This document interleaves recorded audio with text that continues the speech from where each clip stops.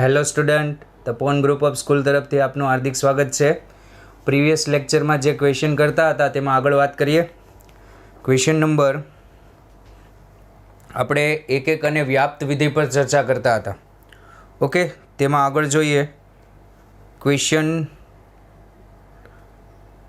આપણે 2.5 સુધી કરેલા હતા. Third question, fx is equals two greatest integer આપેલું છે. Greatest integer fx is equals two greatest integer x. Okay, અને આમાં ચર્ચા કરવાની છે એક અને વ્યાપ્તની. f આપેલું છે r2r. ઓકે, ચલો આમાં વિચારો.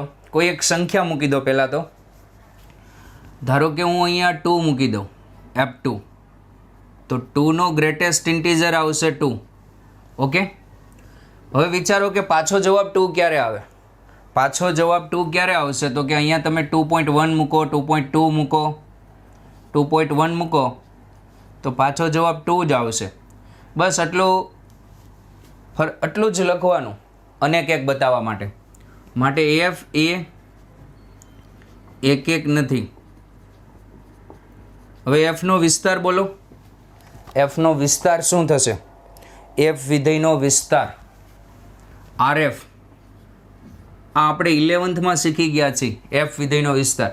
અહીંયા તમે કોઈ પણ કિંમત મૂકશો, અહીંયા પૂર્ણાંક સંખ્યા જ આવશે, માટે fનો વિસ્તાર થશે z, પૂર્ણાંક સંખ્યા ગણ. હવે જુઓ તો વિસ્તાર અને સહપ્રદેશ સરખા છે નથી. વિસ્તાર ઇઝ નોટ ઇક્વલ્સ ટુ સહપ્રદેશ, માટે f એ વ્યાપ્ત નથી. આ ટાઈપના પ્રશ્ન MCQમાં પૂછાઈ શકે, લખવાની થિયરીમાં નહીં પૂછાય.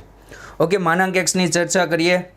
ચોથા પ્રશ્નમાં f r2r fx is equals to માનાંક એક્સ. ઓકે, પ્રદેશ ખાસ જોવાનો. ઘણી વખત પ્રદેશના લીધે એક થઈ જતું હોય, પણ અહીંયા સમજો કે હું 1 મૂકું તો 1 આન્સર આવશે. ફરીથી એવી કઈ સંખ્યા મૂકું કે 1 પાછો આન્સર આવે? તો કે અહીંયા -1 મૂકી દો, એટલું તો ખ્યાલ આવે ને. -1નો માનાંક શું થશે? 1. માટે f એ એક નથી. હવે આનો વિસ્તાર બોલો. fx ઇઝ ઇક્વલ્સ ટુ માનાંક એક્સનો વિસ્તાર. માનાંક એક્સની કિંમત હંમેશા 0 અથવા 0 કરતાં મોટી હોય. માનાંકનો જવાબ ક્યારેય ઋણ નહીં આવે, આ તમને બધાને ખબર છે. ઓકે, તો આનો જે વિસ્તાર થશે તે મિનિમમ કિંમત આની 0 થશે અને મેક્સિમમ ક્યાં સુધી જશે? ઇન્ફાઇનાઇટ સુધી. આમાં પોઈન્ટવાળી સંખ્યા પણ આવી જાય, એટલે મેં અંતરાલમાં લખ્યું છે, જ્યારે આમાં પોઈન્ટવાળી નહીં આવે. માટે અહીંયા લખી શકો વિસ્તાર ઇઝ નોટ ઇક્વલ્સ ટુ સહપ્રદેશ, માટે વ્યાપ્ત f એ વ્યાપ્ત નથી. વ્યાપ્ત નથી. ઓકે, ચલો નેક્સ્ટ પ્રશ્ન. ચિહ્ન વિધેય f r થી r. પાંચમા પ્રશ્નમાં ચિહ્ન વિધેય આપેલું છે f r2r fx equals to 1 ક્યારે x પોઝિટિવ હોય ત્યારે, 0 ક્યારે x 0 હોય ત્યારે, -1 ક્યારે x લેસ દેન 0 હોય ત્યારે.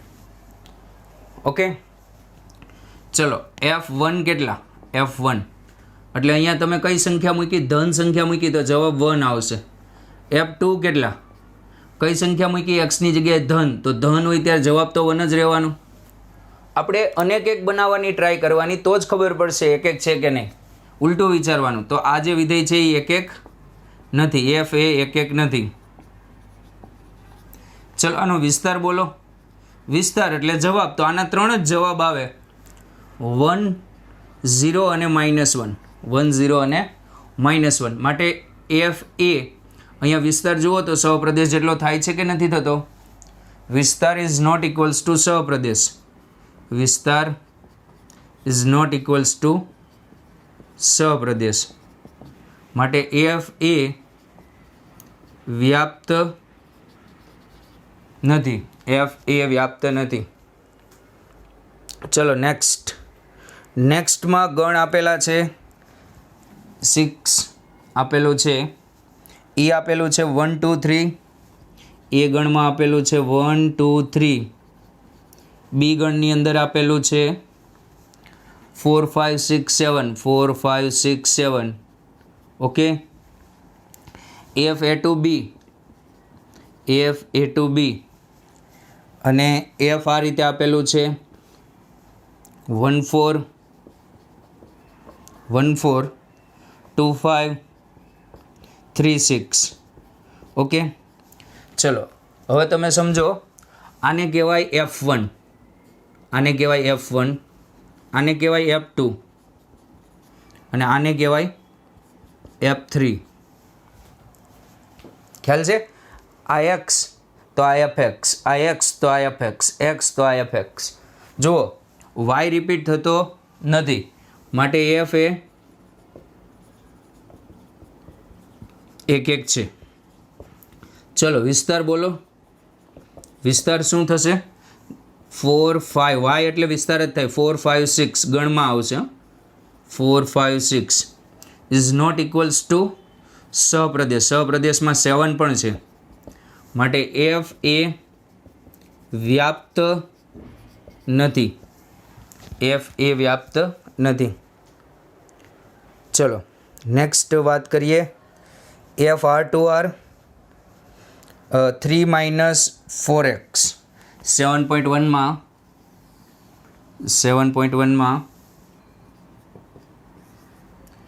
F R to R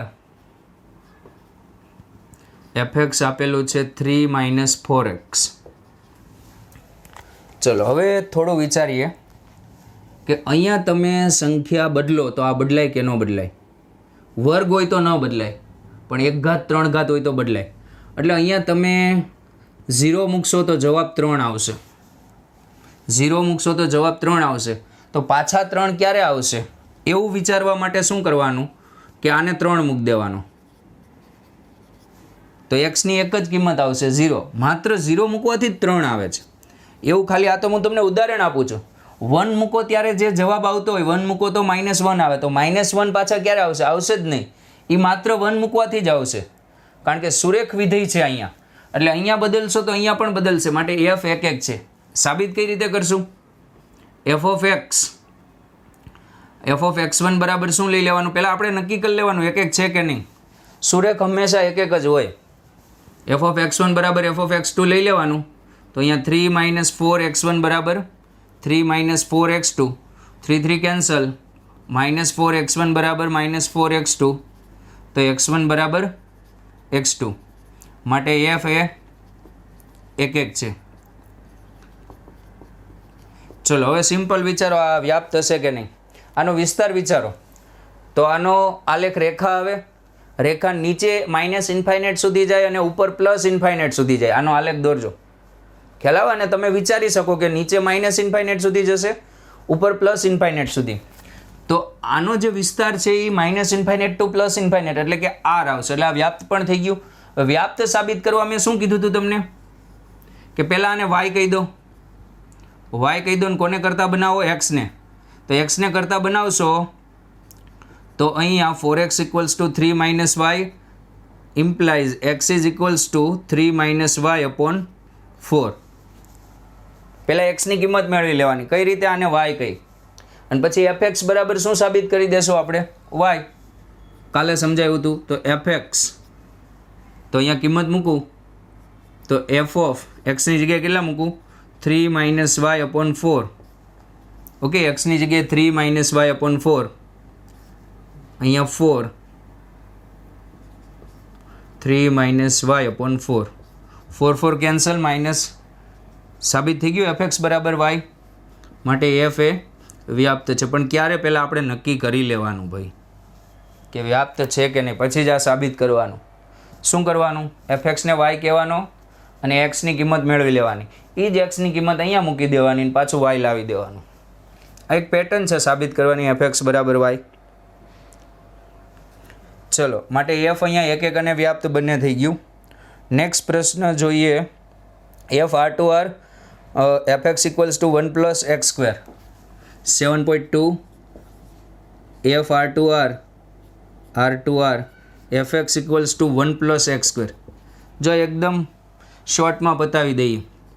F of 1 બોલો, એફ ઓફ 1 આવશે 2. એફ ઓફ -1 બોલો, ત્યાં -1નો વર્ગ +1 જ થશે તો એ પણ 2 આવશે. માટે એફ એ 1 નથી. ચલો આર એફ આનો વિસ્તાર, આની મિનિમમ કિંમત 0, આખાની મિનિમમ કિંમત થશે 1, તો વિસ્તાર આવશે 1 થી ઇન્ફિનિટી.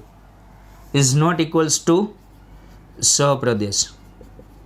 માટે એફ એ વ્યાપ્ત નથી. ખ્યાલ આવ્યો? ચલો પછી નેક્સ્ટ પ્રશ્ન જોઈએ. 8.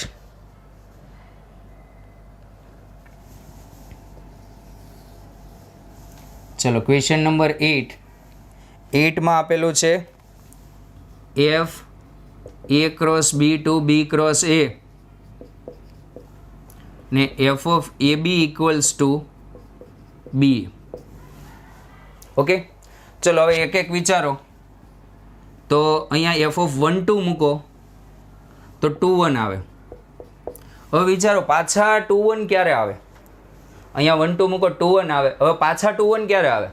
કઈ એવી સંખ્યા મૂકો તો 2 1 આવે? તમારે ફરજિયાત 1 2 જ મૂકવા પડે. તો તમને ખબર પડી ગઈ કે આ એક એક છે. તો એક એક સાબિત કરવા માટે આપણે એફ ઓફ અહીંયા લખીએ a1 b1 equals to f of a2 b2 લઈ લઈ તો એફ ઓફ a1 b1 બરાબર શું થશે? b1 a1 અને અહીંયા થશે b2 a2.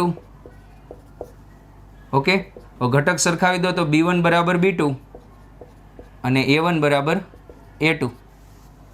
ખ્યાલ આવ્યો? માટે આ જોડ સમાન હતી એટલે હવે તમે અહીંયા લખી શકો a1 b1 બરાબર a2 b2.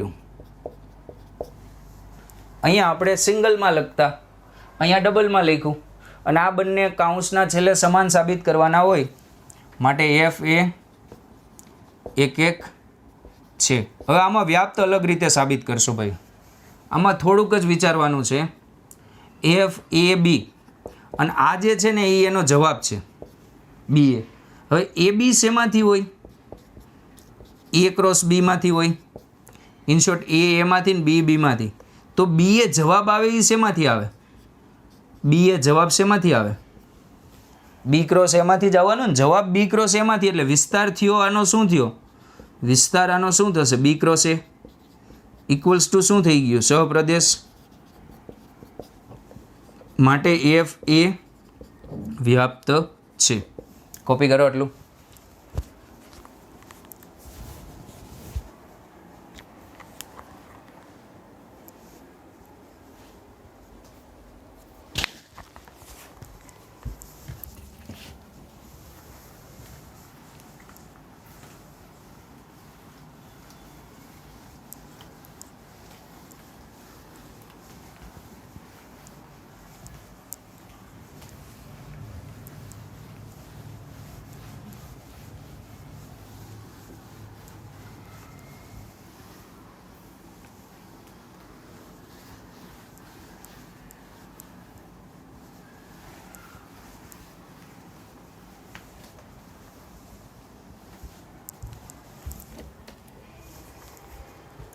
ચલો નેક્સ્ટ આગળ વાત કરીએ. પ્રશ્ન નંબર 8. F n to n f n to n f n is equals to n plus 1/2 n/2. n અયુગ્મ અને અહીંયા આપ્યું છે n યુગ્મ. ઓકે, એક એક અને વ્યાપ્તની ચર્ચા કરવાની છે આપણે. તો ચલો આપણે 2 મૂકીએ. 2 કયા સૂત્રમાં મૂકવાનું? પહેલા કે બીજા? 2 યુગ્મ છે માટે બીજા સૂત્ર મૂકવાનું. તો 2/2 કેટલા થશે? 1. ચલો પાછા 1 ક્યારે આવે? અહીંયા 2 હોય, સોરી અહીંયા 1 મૂકી શકો. તો હવે 1 મૂકો f1 તો અહીંયા 1 પ્લસ 1/2. 1 એ અયુગ્મ છે એટલે અહીંયા મૂકવું પડે. તો આ પાછા 1 આવી જશે. જુઓ જવાબ રિપીટ થઈ ગયો. માટે એફ એ 1 1 નથી. અથવા હું આની રેન્જ જ મેળવી લઉં ડાયરેક્ટ. જુઓ f of n equals to, એક જ સ્ટેપમાં પતી જાય તમારા પ્રશ્ન પતાવો હોય તો સિમ્પલ રીતે.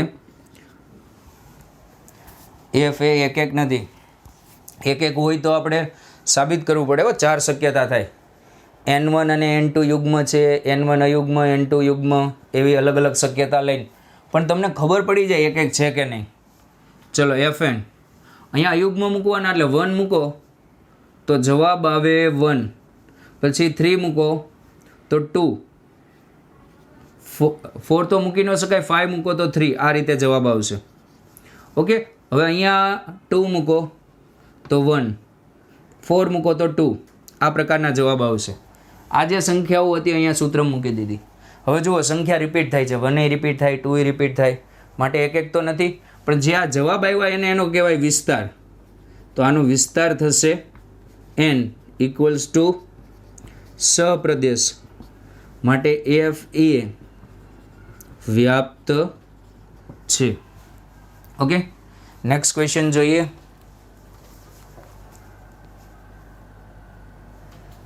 આ પ્રશ્ન નંબર 9 હતો. પ્રશ્ન નંબર 10ની ચર્ચા કરીએ.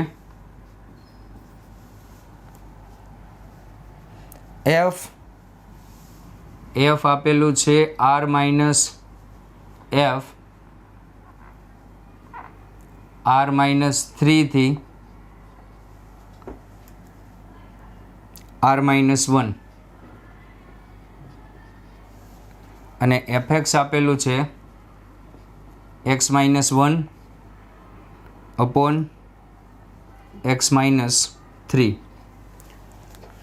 ચલો બે વસ્તુ યાદ રાખી લો એટલે તમારે સાબિત કરવામાં સરળતા રહે કે ax plus B upon cx plus D સુરેખ અપોન સુરેખ 1 1 જ હોય. સુરેખ અપોન સુરેખ હંમેશા 1 1 જ થશે.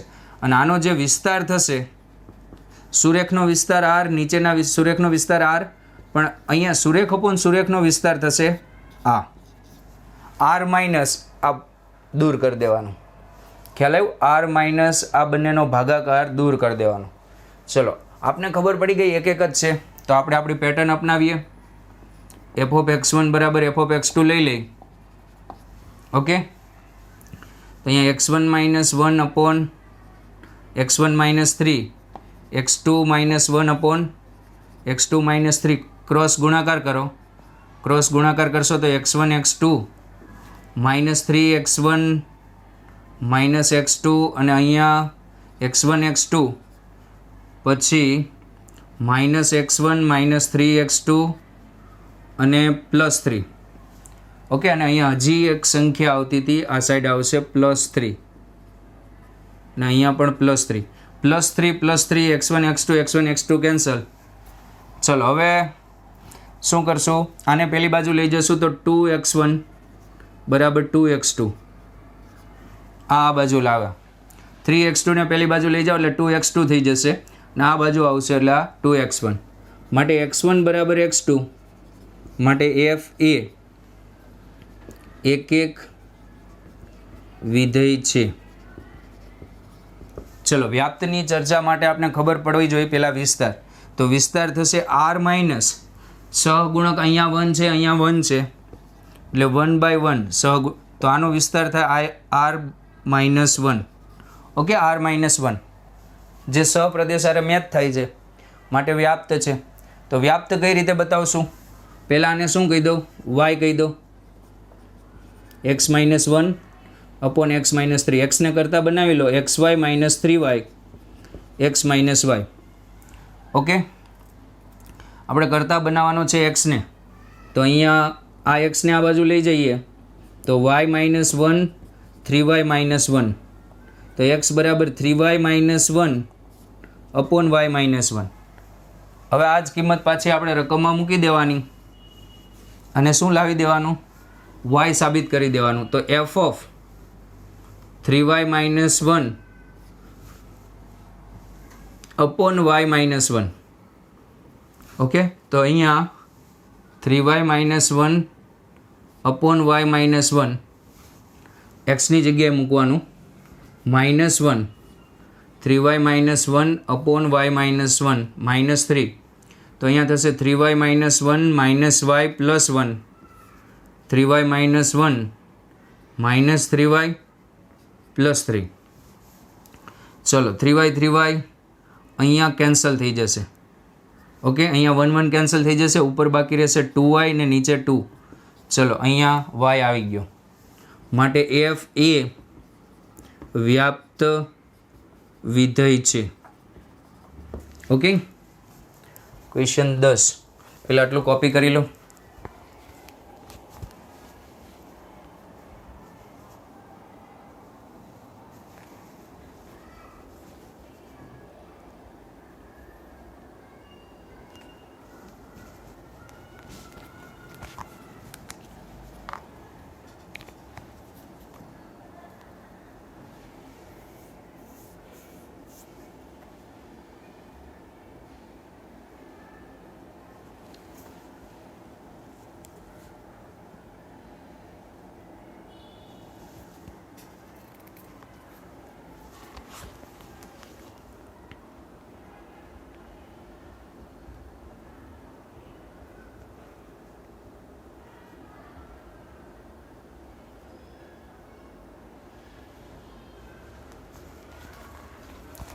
ચલો હવે બાકીના જે બે પ્રશ્ન છે